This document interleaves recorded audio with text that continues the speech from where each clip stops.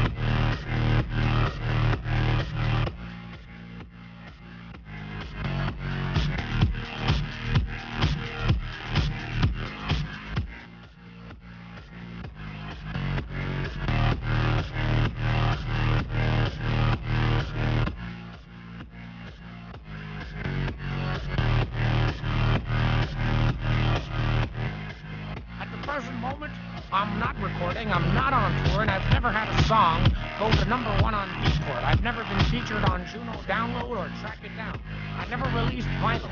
But what I do know is that I've been listening to electronica for many years, and I have every right to speak my mind against the fabricated music that is being released on a daily basis.